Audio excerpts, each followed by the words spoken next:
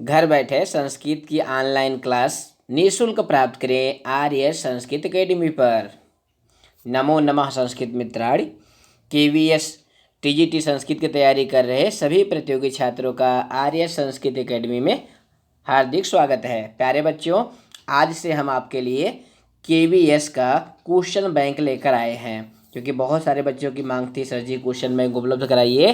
तो इसी क्रम में आज हम 50 प्रश्नों का क्वेश्चन बैंक लाए हुए हैं। हालांकि ये सभी प्रश्न प्यारे बच्चों बहुत आसान हैं, लेकिन हमारा विचार है हम आपको सरल से कठिन की ओर ले चलें। कैसे ले चलें? सरल से कठिन की ओर। आप जानते हैं ना, सिद्धांत भी ये कहता है कि हमें सरल से कठिन की ओर जाना चाहिए। तो हमारा विचार है कि हम आपको कम से कम 400-500 प्रश्न सॉल्व करवा दें। तो इसी क्रम में आज हल करेंगे। पहला प्रश्न आता है आपके सामने, भवति अस्म इति अस्य अर्थः का। भवति अस्म, इसका अर्थ क्या है? संभवति, भवसि, भवति, अभवत, क्या है? फटाफट बताइए। बता दिए? चलिए, बहुत अच्छे। भवति अस्म, ध्यान से देखिएगा, भवति अस्म का अर्थ है अभवत। हमने छठी क्लास का जो पाठ पढ़ाया था वकस प्रतीकारः, वहाँ पे हमने अस्म पे विशेष चर्चा किया था कि ये अस्म जो है यह अव्यय पद है। यह जो है भूतकाल बोधक अव्यय पद है। किसी भी वर्तमान काल की क्रिया के साथ अस्म लगा देने से वह क्रियापद भूतकाल का हो जाता है। तो ये आसान प्रश्न है, लेकिन इस तरह के प्रश्न आपके पेपर में आ सकते हैं। भवति अस्म, इसका क्या अर्थ है? अभवत, हुआ था। समझ गए? बहुत अच्छे। दूसरा प्रश्न आता है, देखिए, एकस्मिन् पश्ये कति दिवसाः सन्ति। प्रथम विकल्प है 15, द्वितीय है 14, तृतीय है 7, चतुर्थ है 18। बताइए क्या सही होगा? नहीं बता पा रहे हैं? तो देखिए, इसका अर्थ है एकस्मिन् पश्ये, यानी एक पक्ष में।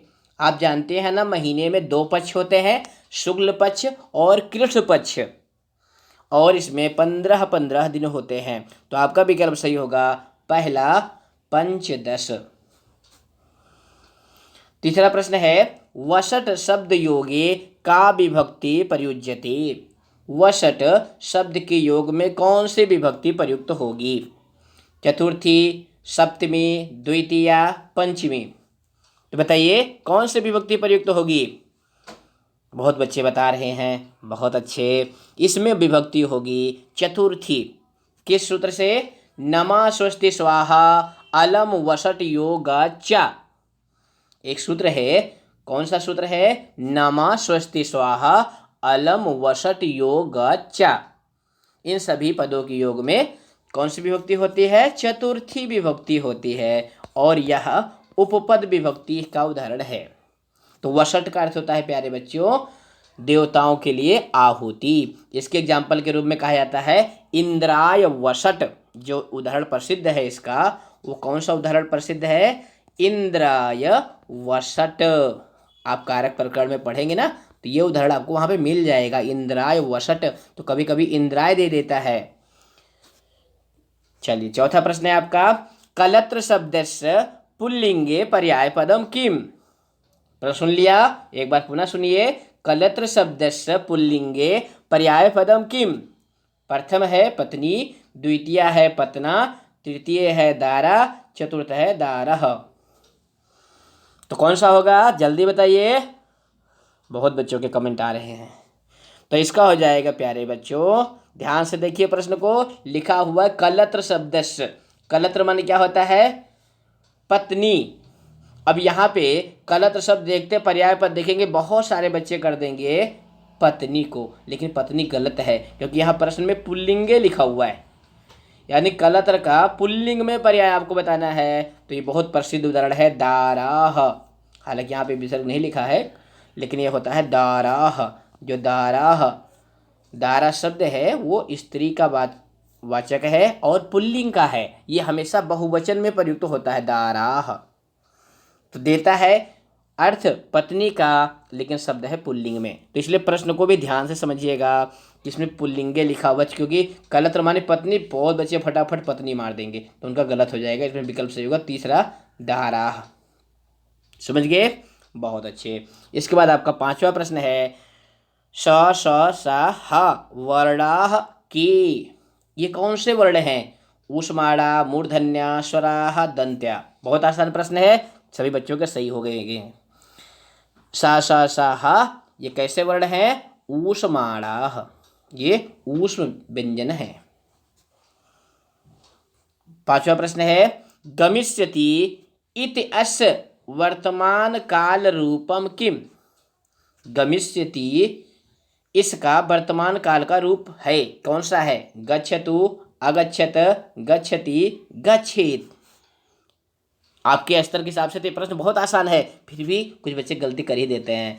तो गमिष्यति, इसका वर्तमान काल का रूप, तो वर्तमान काल मतलब लट लकार, लट लकार, तो कौन सा होगा? गच्छति। आसान है, ऐसे भी प्रश्न आ सकते हैं, क्योंकि केवीएस पहली बार इस तरह का पेपर करवा रहा है, तो अभी आपके मन में समस्या है कि प्रश्न कैसे आएगा। तो देखिए सातवां प्रश्न है आपका, लिख धातोः, लिख धातोः कत्वा प्रत्यय रूपम किम? लिख धातु का कत्वा प्रत्यय में कौन सा रूप बनेगा? लिखयित्वा, लिखित्वा, लेखयित्वा, लिखित्वा, कौन सा बनेगा बताइए? बहुत अच्छे, इसमें बनेगा लिखित्वा। क्या बनेगा? लिखित्वा। लेकिन अभी यहाँ कत्वा के स्थान पे तुमुन दे देता, क्या दे देता? तुमुन, तो क्या बनता बताइए? वहां पे बनता लेखितुम। ध्यान से देखिएगा, क्या बनता? लेखितुम। यानी जब तुमुन लगती है तो लिख धातु के जो ई है उसको गुण हो जाता है, यानी ए हो जाता है, लेखितुम। लेकिन कत्वा लगने पर लिखित्वा ही रहता है। ये छोटी छोटी बातें हैं, इनका आपको ध्यान रखना है। आठवां प्रश्न है आपका, भू धातोः लोट प्रथम पुरुष बहुवचन रूपम किम? प्रथम है अभवम, द्वितीय है अभवन, तृतीय है अभूत, चतुर्थ है भवन्तु। तो कौन सा है बताइए? तो प्रश्न फिर से देखिए, भू धातोः, भू धातु का लोट, लोट लकार, प्रथम पुरुष बहुवचन, तो क्या बनता है? भवतु, भवताम, भवन्तु। तो आपका विकल्प सही होगा चौथा, भवन्तु। उसके बाद नौवां प्रश्न है, निद्रावसरे इत्यस्य विग्रह वाक्यम किम? प्रथम है निद्रायाः अवसरे, द्वितीय है निद्रावसरे, तृतीय है निद्रायाः अवसरे, चतुर्थ है निद्रा अवसरे। तो ये समस्त पद है निद्रा अवसरे, इसका विग्रह बताना है आपको। तो इसका विग्रह क्या हो जाएगा बताइए? बहुत अच्छे, इसका विग्रह हो जाएगा पहला, निद्रायाः अवसरे। निद्रा अर्थात नींद के अवसर पर। और इसमें समास कौन सा होगा प्यारे बच्चों? इसमें समास है षष्ठी तत्पुरुष। कौन सा समास है? ध्यान से सुनिए, षष्ठी तत्पुरुष समास का ये उदाहरण है, क्योंकि ये नाम भी पूछ सकता है कि कौन सा समास है। आपका 10वां प्रश्न है, महास्वामी इत पदस्य मूल रूपम किम? महास्वामी इस पद का मूल रूप क्या है? मूल रूप जानते हैं ना, प्रातिपदिक। पहला है महास्वामिन, स्वामिन, दूसरा है महास्वामिन, तीसरा है महास्वामी, चौथा है महास्वामिन। तो इस तरह से भी आपके पेपर में प्रश्न आ सकता है कि कोई पद दे दिया और उसका मूल रूप यानी प्रातिपदिक पूछ लिया, तो आपको प्रातिपदिक का भी ध्यान रखना है। तो बताइए, महास्वामी इसका मूल शब्द है, प्रातिपदिक है, कौन सा होगा? दूसरा होगा इसमें, महास्वामिन, ये नकारांत है। आपका 11वां प्रश्न आता है, 1:30 इत घंटाम अक्षरैः लिखत। 1:30 इस घटिका के समय को अक्षर के द्वारा लिखिए। प्यारे बच्चों, आप सभी जानते हैं ना कि आपके केबीएस सिलेबस में समय लेखन यानी कह समयः यानी घटिका से भी प्रश्न आएंगे। तो ये घटिका का प्रश्न है। तो बताइए 31 को क्या कहेंगे? पहला है एकाध त्रिंश वादनम, दूसरा है सार्ध एक त्रिंशत वादनम, तीसरा है एक त्रिंशत वादनम और चौथा है सार्ध एक वादनम। तो कौन सा होगा इसमें? बहुत अच्छे, इसमें होगा चौथा नंबर सार्ध एक वादनम। तो प्यारे बच्चों, घटिका के लिए, किसके लिए? घटिका के लिए आपको क्या करना है? 1 से 12 तक, कहाँ से कहाँ तक? 1 से 12 तक संख्या याद करनी है। और घटिका वाले संख्या में बिल्कुल मूल रूप लिखा जाता है, 1 2 3 चतुर, इस तरह से। उसके बाद क्या करना है? आपको 4 पद याद करने हैं। कौन कौन से? सपाद, यानी 1:15 होगा तो क्या कहेंगे? सपाद। और 1:30 होगा तो क्या कहेंगे? सार्ध। यहाँ 1:30 हो रहा था ना, इसलिए यहाँ पे देखो सार्ध एक वादन हुआ है। और पादोन, पादोन मतलब क्या होता है? 15 मिनट कम। जैसे मान लो आपके पेपर में आ गया 2:45, तो इसको क्या कहेंगे? पादोन त्रिवादनम। समझ गए ना? नहीं समझे हैं तो घटिका की एक वीडियो छोटी सी बना देंगे, कोई बात नहीं। चलिए प्रश्न नंबर 12 देखते हैं। लिखा हुआ है अत्र इत अस्य विलोम पदम किम। अत्र इसका विलोम पद है, कौन सा है? तत्र, कुत्र, यत्र, सर्वत्र। तो कौन सा है? बहुत अच्छे, अत्र माने होता है यहाँ, तो इसका विलोम क्या होगा? वहाँ, यानी तत्र होगा इसका विलोम। आसान है लेकिन फिर भी समझना है। 13वां प्रश्न देखिए क्या है? ते शब्दस्य मूल रूपम किम। ते शब्द का मूल रूप क्या है? मूल रूप जानते हैं ना? प्रातिपदिक, पहला है यद, दूसरा है तत्, तीसरा है अस्मत्, चौथा है युष्मद्। तो ते ये किस शब्द का रूप है? तद शब्द का रूप है। छठी क्लास की जो वीडियो हमने आपको बनाई थी, पाठ 1, पाठ 2, पाठ 3, तीनों में हमने तद और एतद के बारे में विस्तृत चर्चा की है। अगर आपने नहीं देखा है तो ऊपर आई बार पर क्लिक करके छठी क्लास की पहले दूसरे पाठ की वीडियो आप देख लें। तो यहाँ पे मूल रूप है, यानी मूल शब्द है, प्रातिपदिक है तद। अब ये ते कहाँ बनता है ये भी पता चलिए आपको। तो पुल्लिंग में बहुवचन में बनता है। पुल्लिंग में कहाँ बनता है? बहुवचन में। कैसे रूप चलता है? सा तो ते। ये भी आपको तुलना भी आनी चाहिए। सा तो ते यानी पुल्लिंग के बहुवचन में बना। स्त्रीलिंग में द्विवचन में बनता है। देखिए यहाँ पे सा ते ताह, ये स्त्रीलिंग का रूप है। तो यहाँ ते द्विवचन में है, यहाँ ते बहुवचन में है। और नपुंसक लिंग में क्या बनता है? देखिए तत ते तानी, ये नपुंसक लिंग के रूप है। तो ये जो ते है ये भी द्विवचन में है, नपुंसक लिंग में। लेकिन जो इसका मूल शब्द है यानी प्रातिपदिक है वो तद ही है, दकारांत है। समझ गए ना? बहुत अच्छे। इसके बाद आपका 14वां प्रश्न है अन्य पदस्य पर्यायः का। अन्य पद का पर्याय क्या है? पर्याय माने जानते हैं ना क्या? समान अर्थ वाले। पहला है अपरः, दूसरा है अपि, तीसरा है अजापुत्र, चौथा है अपारः। बहुत आसान है, क्या हो जाएगा? अपारः। अन्य माने दूसरा और अपर माने भी होता है दूसरा। आपका 15वां प्रश्न है अनुस्वारः कः। अनुस्वार का है अम आह आम। तो अनुस्वार, अनुस्वार जानते हैं ना, जब किसी स्वर के ऊपर अंक की बिंदु के रूप में लगता है ना, वही अनुस्वार होता है। तो इसमें आपका विकल्प सही हो जाएगा दूसरा, ये जो बिंदु लगा हुआ है आ के ऊपर। 16वां प्रश्न है आपका अष्टदश इत शब्दम शोधयत। शोधयत मतलब शुद्ध करिए। पहला है अष्टदश, दूसरा है अष्टादश, तीसरा है दशाष्ट और चौथा है अष्टदशाह। तो अष्टदश यह अशुद्ध है। प्यारे बच्चों, आप सभी जानते हैं 10th क्लास के सिलेबस में क्या है? अशुद्धि संशोधनम। क्या सिलेबस है? अशुद्धि संशोधनम। उसकी भी वीडियो हम आपको उपलब्ध कराएंगे। अशुद्धि संशोधनम ये उसका प्रश्न है, अशुद्धि संशोधनम का प्रश्न है।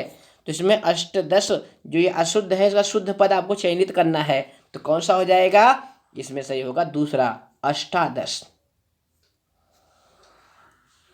अष्टादश पुराणेषु व्यासस्य वचनम द्वयम्, इस तरह से एक श्लोक भी है। तो अष्टादश ये शुद्ध है। अष्टादश मान क्या होता है? 18।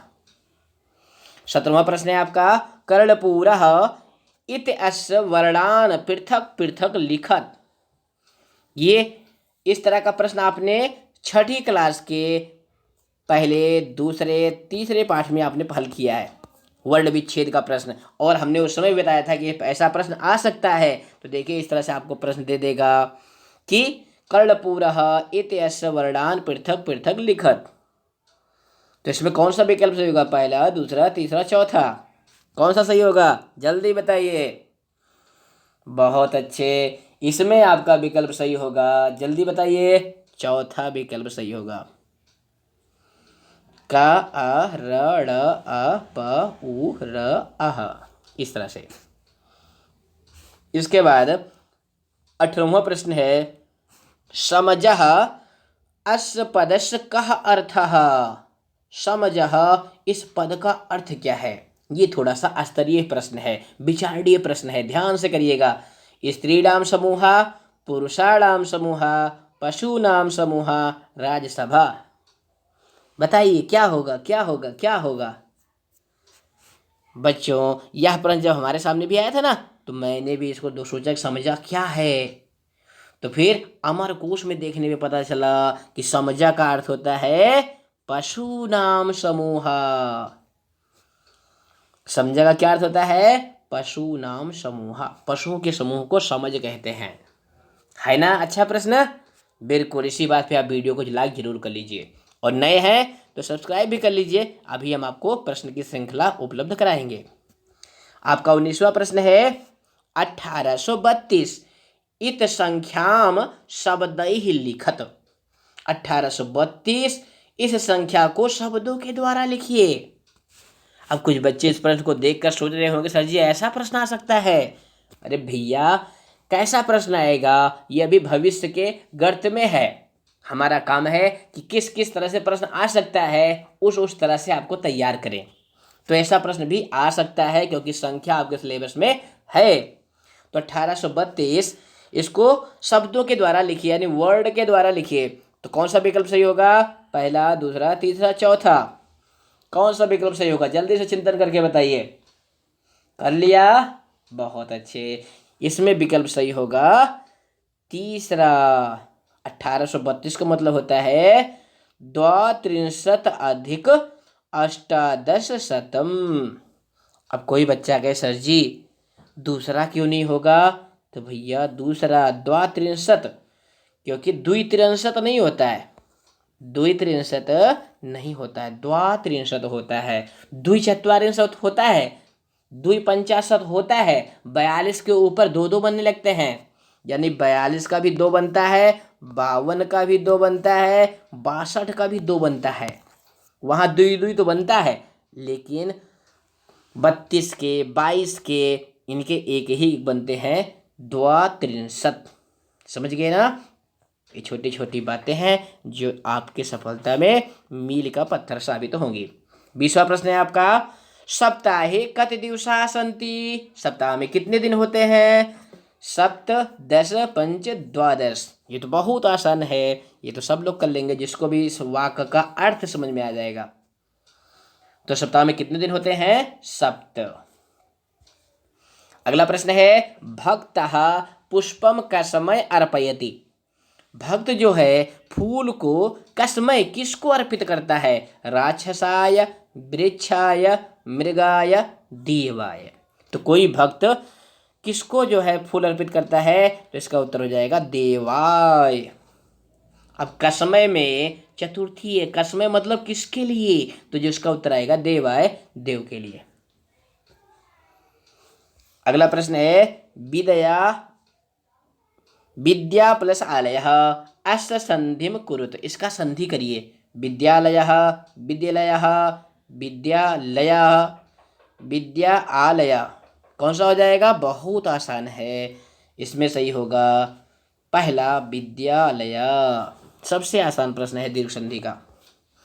तीसरा है अभिनंद, जो आपका 23 नंबर का प्रश्न है। अभिनंद इत अत्र प्रत्यय का, यहाँ पे प्रत्यय कौन सी है? सानज, क्षत्रिय, कत्व, ल्यप, कौन सी प्रत्यय है? अब यहाँ देखिए विकल्प बनाने वाले ने विकल्प थोड़ा आसान आसान दिया। अभी यहाँ पे कैप यत दिया होता तो फिर आप कंफ्यूजन में पड़ सकते थे। तो अभिनंद इसमें प्रत्यय है प्यारे बच्चों, कौन सी है? लेप। लेप प्रत्यय की क्या पहचान है बच्चों? कि धातु के पहले उपसर्ग लगा होगा। क्या लगा होगा? उपसर्ग लगा होगा। धातु के पहले उपसर्ग लगा होगा, उसके बाद धातु होगा, उसके बाद या जुड़ा होगा, और उस या में हलंत अनुस्वार विसर्ग कुछ नहीं होगा। तो यहाँ देखिए या में कुछ नहीं है ना, और धातु के पहले अभी उपसर्ग लगा हुआ। अभिनंद लेप, तो क्या हो गया? अभिनंद। ऋत, कैप और यत, इन प्रत्ययों से लेप प्रत्ययों में, लेप प्रत्यय में यही भिन्नता है कि जो आपकी ऋत, यप, कैप प्रत्यय होते हैं वो विशेषण के रूप में होते हैं, उनके तीनों रिंगों में रूप बनते हैं। जैसे ची में यत जुड़ता है, ची में क्या जुड़ता है? यत। अंतर समझिए, रटना छोड़िए, अंतर समझिए। ची में यत जुड़ता है तो क्या बनता है? पुल्लिंग में बनता है चेया, स्त्रीलिंग में बनता है चेया, और नपुंसकलिंग में बनता है चेयम। क्या देख रहे हैं ना, यहाँ विसर्ग है, यहाँ मात्रा है, यहाँ अनुस्वार है, लेकिन लेप प्रत्यय लगने के बाद वह पद अव्यय हो जाता है और उसके रूप नहीं चलते हैं। चलिए अगला प्रश्न है आपका, शुद्धम वाक्यम चिन्तु। शुद्ध वाक्य चुनिए। एकस्मिन् मासे द्वौ पक्षौ भवता, एकस्मिन् मासे द्वौ पक्षौ भवावः, एकस्मिन् मासे द्वौ पक्षौ भवतः, एकस्मिन् मासे द्वि पक्षौ भवता। तो कौन सा विकल्प सही होगा? जल्दी बताइए। देख रहे हैं ना, कमेंट करते रहिए कौन सा विकल्प सही होगा। प्यारे बच्चों इसमें विकल्प सही होगा, कौन सा सही होगा? ज्यादा बच्चों को उत्तर सही आए हैं, पहला। एकस्मिन् मासे द्वौ पक्षौ भवता। अब यहाँ पे ये जो छठी क्लास की जो पहले दूसरा तीसरा पाठ है उसी का है। पक्षा, पक्षा जो है पुल्लिंग का है, इसलिए यहाँ पे दो आया हुआ है, द्वौ पक्षौ। अगला प्रश्न है, आसी इत कस्मिन् पुरुषे अस्ति। आसी जो पद है वो किस पुरुष में है? उत्तमे, प्रथमे, प्रथमोत्तमे और मध्यमे। तो बच्चों आसी ये क्रियापद है। अब ये किस पुरुष में है ये जानने के लिए आपको जानना पड़ेगा कि किसका रूप है। तो किसका रूप है? यह जो है बच्चों अस धातु का रूप है। किसका रूप है? अस। अस माने क्या होता है? अस माने होता है होना। किस गढ़ के धातु है? जो आपका दूसरा गढ़ है। कौन सा गढ़ है? अदादि गढ़ है। कौन सा गढ़ है? अदादि गढ़ है। उसी गढ़ की यह धातु है अस। और अस का लंग लकार भूतकाल में रूप बनता है आसीत आस्ताम आसन और आसी आस्तम आस्त। तो ये आसी कहाँ बनता है? लंग लकार के मध्यम पुरुष के एक वचन में। तो अस धातु है, लंग लकार है, मध्यम पुरुष का एक वचन आसी। तो इसमें कौन सा विकल्प सही होगा? मध्य में, ये मध्यम पुरुष का क्रियापद है। चलिए अगले प्रश्न देखते हैं। अर्डोया इत अस संधि का। अर्डोया इस पद में संधि कौन सी है? गुण, विसर्ग, अष्टुत्त, अश्चुत्त। तो प्यारे बच्चों गुण किसका नाम है? छोटा आ, ए और ओ, इन तीन वर्णों का नाम गुण है। वृद्धि किसका नाम है? बड़ा आ, आए, आओ, इन तीन वर्णों का नाम है वृद्धि। तो ये ओ मिल गया ना, ओ मतलब गुण, तो इसमें संधि है गुण। ये भी पहचान है ना, बहुत सही। अगला प्रश्न है आपका पुष्पाणि। उसके बाद रिक्त स्थान है। अत्र रिक्त स्थानम पूरयत। यहाँ रिक्त स्थान भरिए। इस तरह से भी प्रश्न आएगा आपके केवीएस के पेपर में। किस तरह से आएगा कि कर्ता दे देगा, क्रिया कहेगा, आप भर के बताइए क्या होगा। तो पुष्पाणि, अब क्या भरेंगे, संति, अस्मि, असि, अस्ति। तो ये तो बहुत आसान है, क्या भरेंगे, संति, क्योंकि कर्ता बहुवचन तो क्रिया भी बहुवचन, तो इसका उत्तर हो जाएगा संति, पुष्पाणि संति। प्रश्न कैसे आ सकता है, हमारा ध्यान उसी पर है, क्योंकि हम चाहते हैं कि आपके अंदर वो सूक्ष्म दृष्टि आ जाए। क्या आ जाए, सूक्ष्म दृष्टि, कि प्रश्न कैसे कैसे आ सकता है। पढ़ना तो आपको है, करना तो आपको है, हमारा काम तो केवल सूक्ष्म दृष्टि लाना है आपके अंदर, कि आपके अंदर सूक्ष्म दृष्टि आ जाए और आप सफल हो जाएं। अगला प्रश्न है बच्चों, वेद पदस्य धातु कः। वेद पद में धातु कौन सी है, विद, ऊद, वाद, देव। तो आप सभी जानते हैं कि विद ज्ञाने जो धातु है वही वेद धातु में, मतलब वेद पद में धातु है विद। अब विद की बात आई है तो थोड़ा सा हम विद पर चर्चा कर लेते हैं। प्यारे बच्चों ध्यान देना, जो ये विद धातु है ना, ये कई प्रकार की है, मतलब कई गणों में इसके रूप हैं। जैसे पहली विद धातु है जिसका अर्थ होता है होना, वह आत्मनेपदी है और द्विवाद गण की है। किस गण की है, द्विवाद गण की, और उसका रूप चलता है विद्यते। क्या चलता है, विद्यते। आप पढ़े होंगे ना विद्यते के रूप, ये भी विद धातु का रूप है, ये भी विद धातु है। किस गण की है, द्विवाद गण की है। आत्मनेपदी में इसका रूप चलता है विद्यते, विद्यते, विद्यन्ते। और दूसरी विद धातु है प्यारे बच्चों, दूसरी विद धातु है जिसका अर्थ होता है जानना। ये छोटी छोटी बातें हैं, गूढ़ बातें हैं। दूसरी विद धातु है जानना। यह किस गण की है, जो आपका दूसरा गण है अदादि गण, उसकी है। इसका रूप चलता है बेति, बेति। क्या चलता है, बेति, बेति मतलब जानता है। और तीसरी विद धातु है जिसका अर्थ होता है पाना। देखिए विद माने क्या होता है, जानना ही नहीं होता है, विद माने पाना भी होता है। और ये जो पाना अर्थ वाली विद धातु है, यह किस गण की है, छठे गण की है। छठा गण कौन सा है बताइए, तुदादि गण। कौन सा गण है, तुदादि गण। तुदादि गण की ये विद पाना वाली धातु है। और इसका रूप कैसे चलता है, वहां पर ये उभयपदी है और इसका रूप चलता है प्यारे बच्चों बिंदति। क्या चलता है, बिंदति। और आत्मनेपदी में बिंदते। और एक और धातु है विद, जो कि 10वें गण की है, चुराद गण की। अब आप कह रहे होंगे सर जी ये कितने विद बता रहे हैं, हम सोचते हैं आप विद्वान बन जाएं इसलिए विद धातु बता रहे हैं। विद माने होता है कहना, ये 10वें गण की धातु है विद, और ये आत्मनेपदी का है। और इसका रूप चलता है निवेद्यते। क्या चलता है, नि उपसर्ग लगा करके निवेद्यते। आप कहते हैं ना प्रधानाचार्य से सविनयम निवेदनम अस्ति, तो वहाँ पे जो निवेदनम पद बना है वो विद जो 10वें गण की धातु है उसी में लुट प्रत्यय लगा करके बना हुआ है। तो इस तरह से आपने देखा कि विद धातु 4 गणों में अलग अलग अर्थों में है, किंतु वेद में जो है वो विद धातु है जानने वाली धातु। चलिए बहुत अच्छे। अगला प्रश्न है, सह एकस्मिन् कार्ये निपुणः। अब इसमें क्रियापद आपको भरना है, असि, अस्मः, अस्ति, अस्मि। बहुत आसान है, जल्दी जल्दी बताइए। बहुत अच्छी, आपका टाइम समाप्त हुआ। इसमें भरेंगे, क्या भरेंगे, अस्ति। तीसरा सही होगा इसमें, क्योंकि करता है सा, सा माने वह, यानी प्रथम पुरुष एक वचन करता है तो क्रिया होगी अस्ति। वह एक काम करने में निपुण है। अगला प्रश्न है, को अहम इत अस्य संधि विच्छेदम कुरुत। को अहम, इसका संधि विच्छेद करिए। को प्लस हम, कह प्लस अहम, कह प्लस हम, को प्लस अहम। तो कौन सा होगा बताइए बताइए। इस तरह के उदाहरण आपके पेपर में बहुत सारे हैं।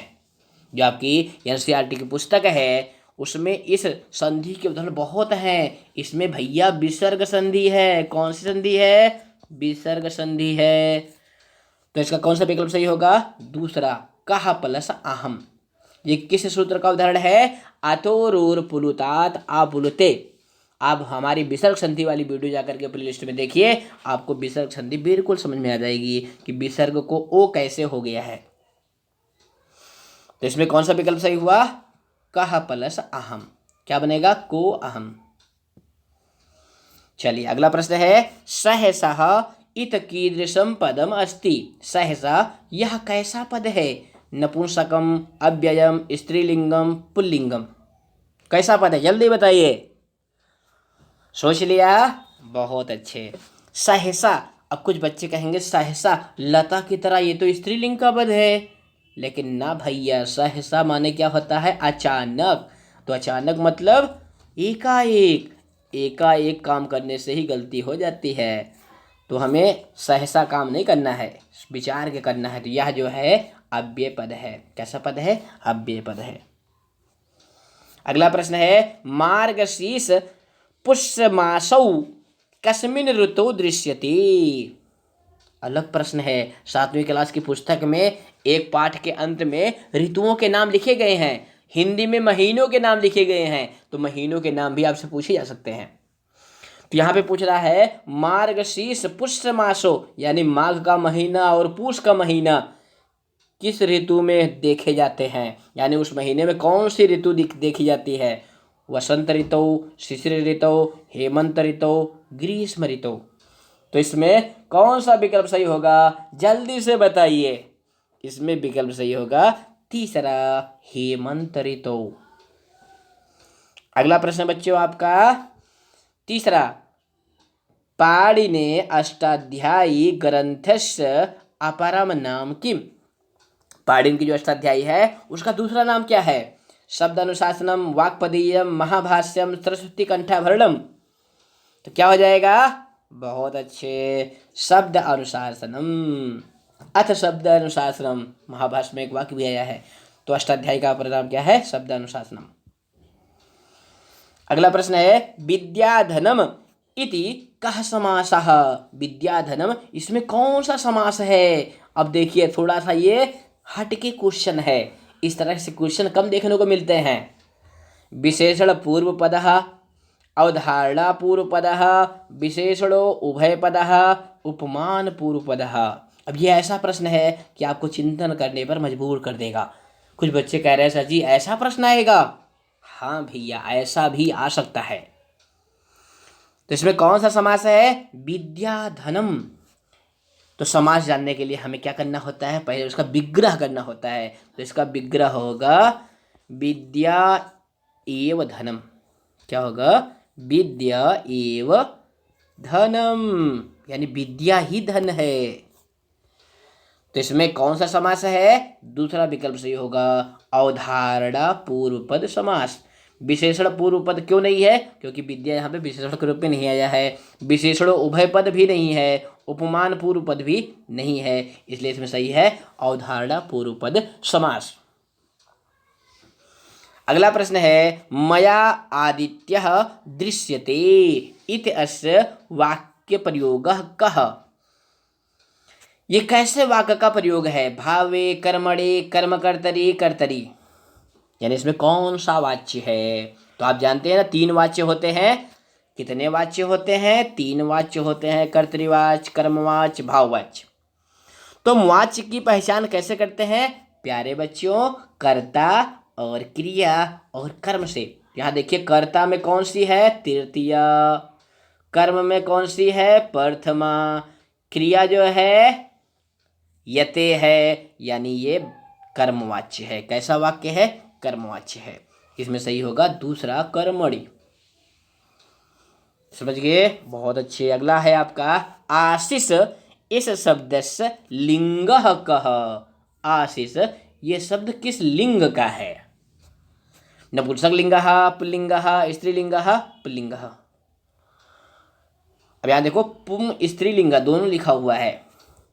तो इसमें विकल्प सही होगा, कौन सा विकल्प सही होगा? तीसरा, ये स्त्रीलिंग का शब्द है। आशीष, आशीष मतलब क्या होता है? आशीर्वाद, इसके रूप चलते हैं।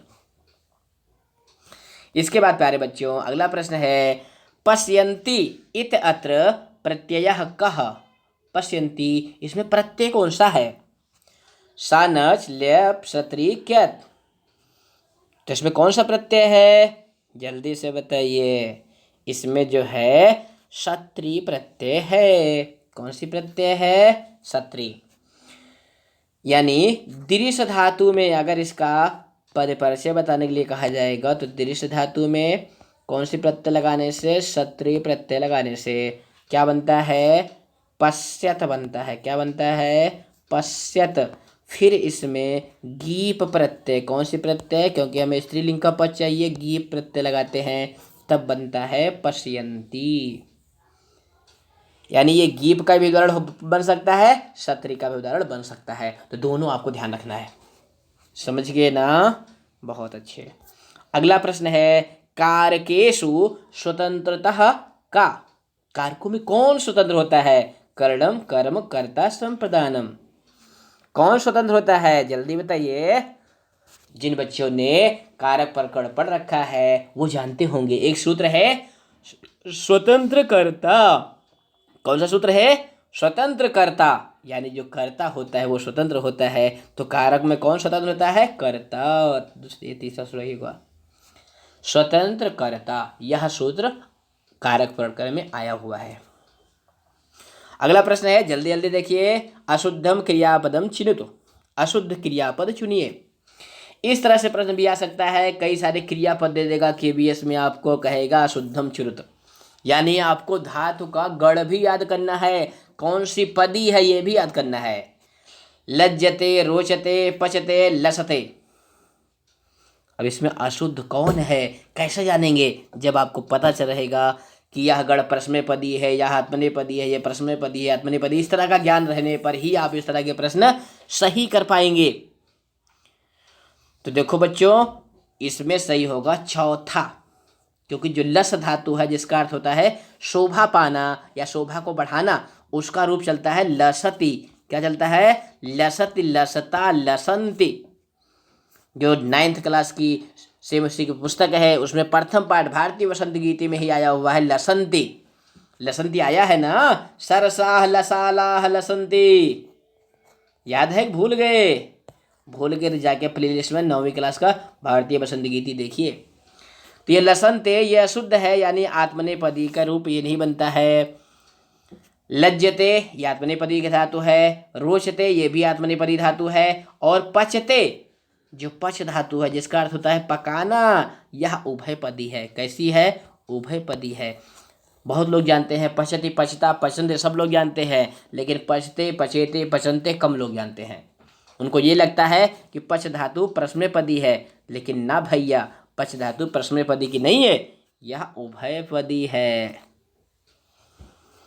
ये छोटी छोटी बातें हैं, परीक्षा पास कराती हैं। अगला प्रश्न है प्यारे बच्चों आपका, पदार्थ प्रधानः अव्ययी भावः। समास का प्रश्न आ गया। पदार्थ प्रधानः अव्ययी भावः, रिक्त स्थान भरने हैं, क्या भरेंगे, अन्य, पूर्व, उभय, उत्तर। क्या भरेंगे, जल्दी बताइए। बहुत अच्छे, क्या भरेंगे, पूर्व। समास प्रकरण में पहले ही तो पढ़ते हैं ना, क्या पढ़ते हैं, वो कारिका ही में आपको पूरी बोल देते हैं। समासः पंचधा, क्या लिखा गया है लघु सिद्धांत कौमुदी में, समासः पंचधा, समासः पंचधा। उसके बाद क्या लिखा है, विशेष संज्ञा विनिर्मुक्ता केवल समासः, पूर्व पदार्थ प्रधानः अव्ययी भावः, उत्तर पदार्थ प्रधानः तत्पुरुषः, संख्या पूर्वो द्विगु, और समान अधिकरणो कर्मधारयः, और उभय पदार्थ प्रधानः द्वंद्वः, अन्य पदार्थ प्रधानः बहुव्रीहि। ये समास प्रकरण के प्रारंभ में ही लघु सिद्धांत कौमुदी में लिखा गया है। तो समास के भी सामान्य जानकारी आपको होनी चाहिए, क्योंकि जो 10वीं क्लास है उसमें समास है और आपके सिलेबस में भी समास है। तो पूर्व पदार्थ प्रधान अव्ययी भाव, इसमें आपका विकल्प सही होगा 2। अगला प्रश्न है, हुताशनः इत शब्दस्य पर्याय पदम किम। इस शब्द का पर्याय पद क्या है, मेघा, वायु, जलम, अग्नि। तो इसका उत्तर होगा अग्नि। अगला प्रश्न है, साधु वाक्यम किम। साधु जानते हैं ना, ठीक वाक्य कौन सा है। जनकः पुत्रं क्रुध्यति, जनकः पुत्रात् क्रुध्यति, जनकः पुत्राय क्रुध्यति, जनकः पुत्रे क्रुध्यति। कौन सा वाक्य सही होगा? जल्दी बताइए, 2 सेकंड हम आपको देते हैं विचार करने के लिए। आपका समय समाप्त हो गया। इसमें सही होगा तीसरा, जनकः पुत्राय क्रुध्यति। प्यारे बच्चों, चतुर्थी विभक्ति में आपने एक सूत्र पढ़ा होगा, क्रुद्ध द्रुह ईर्ष असूय अर्थानाम यम प्रतिकोपः। ये सूत्र है वहां पे, एक बार पुनः सुनिए। क्रुद्ध द्रुह ईर्ष असूय अर्थानाम यम प्रतिकोपः। जिसके ऊपर क्रोध किया जाता है उसकी संप्रदान संज्ञा होती है, और संप्रदान चतुर्थी से उसमें चतुर्थी होती है, इसलिए यहाँ पे पुत्राय में चतुर्थी हुई है और आपका तीसरा विकल्प सही हुआ है। अगर आप कहेंगे तो हम आप कारक प्रकरण भी पढ़ा देंगे। आपका अगला प्रश्न है, विद्यमानः इत्यत्र प्रत्ययः कः। विद्यमानः, इसमें प्रत्यय कौन सी है? क्षत्री, अनियर, कतवतु, सानज। तो क्षत्री का क्या जुड़ता है? क्षत्री का जुड़ता है अत। अनियर का क्या जुड़ता है? अनीय। कतवतु का क्या जुड़ता है? तावत जुड़ता है। क्या जुड़ता है? तावत। और सानज का जुड़ता है आन या मान। क्या जुड़ता है? आन या मान। मान तो मान, मैं तेरा मेहमान। तो विद्यमान हमें प्यारे बच्चों सानच प्रत्यय है। कौन सी प्रत्यय है? सानच। और धातु कौन सी है? विद धातु है, जिसका अर्थ होता है होना, जिसका रूप अभी हमने आपको बताया था, विद्यते चलता है ना, विद्यते बताया था ना अभी इसके पहले वाले क्वेश्चन में। भूल गए कि याद है? किस गण की बताया था? दिवाद गण की। विद्यते, विद्यते, विद्यन्ते। तो उसी, क्योंकि वहां पे विद धातु जो है ये आत्मनेपदी है, और आप सभी जानते हैं सभी आत्मनेपदी धातुओं से सानच प्रत्यय होते हैं, प्रश्मेपदी से क्षत्रि प्रत्यय होता है। अगला प्रश्न है आपका, लब्धवान इत्यस्य प्रत्ययः कः। इसमें प्रत्यय कौन सी है? सानच, कैत, कत्वा, कत्वतु। तो इसमें कौन सी प्रत्यय है? जल्दी बताइए। इसमें चौथा विकल्प सही होगा, कत्वतु। आ रहा है ना प्रश्न सॉल्व करने में? हालांकि ये बच्चों आसान आसान प्रश्न है। अभी इसके आगे देखिएगा हम कितने कठिन कठिन प्रश्न लेके आते हैं, साहित्य वाले प्रश्न भी लाएंगे। अभी दे तो ट्रायल है। अगला प्रश्न है, अन्ते अपि इत्यस्य संधि विच्छेदः कः। इसका संधि विच्छेद क्या है? अन्ते प्लस अपि, अन्ते अपि, अन्तेपि, अंतः प्लस अपि। जल्दी बताइए। बहुत अच्छे। इसका संधि विच्छेद होगा अन्ते प्लस अपि। कौन सी संधि है?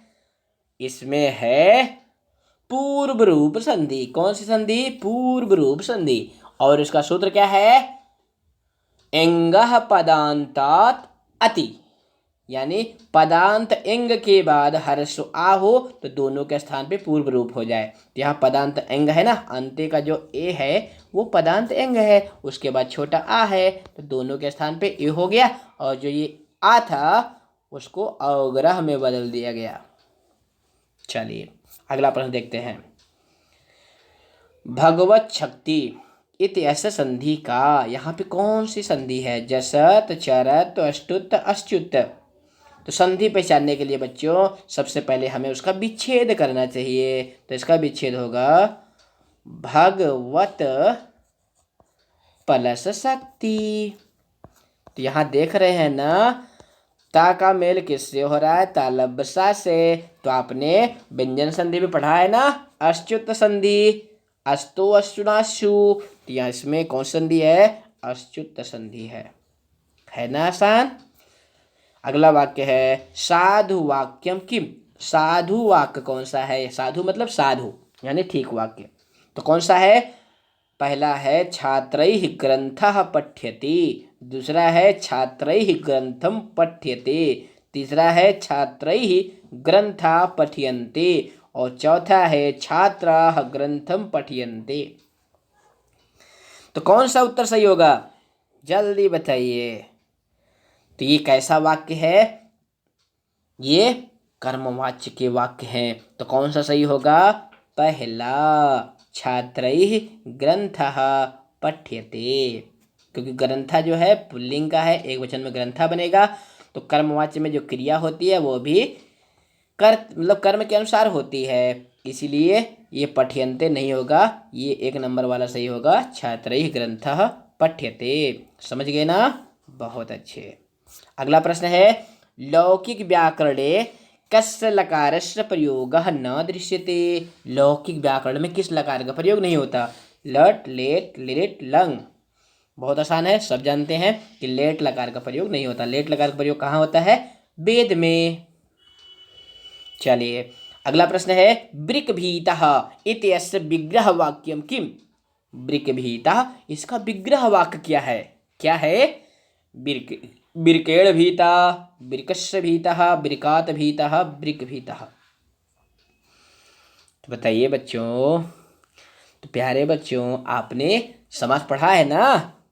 तो पंचमी समास में तत्पुरुष के पंचमी तत्पुरुष में ये इसका उदाहरण मिल जाएगा आपको। तो इसका विग्रह होगा वृकात भीतः। और ये किस सूत्र से हुआ है? पंचमी भाइयेन। एक सूत्र है पंचमी भाइयेन, सूत्र भी ध्यान रखिए प्यारे बच्चों। पंचमी भाइयेन एक सूत्र है तत्पुरुष समास में, उसी से समास होकर के वृकात भीतः, वृक भीतः। भीत मतलब क्या होता है? डर।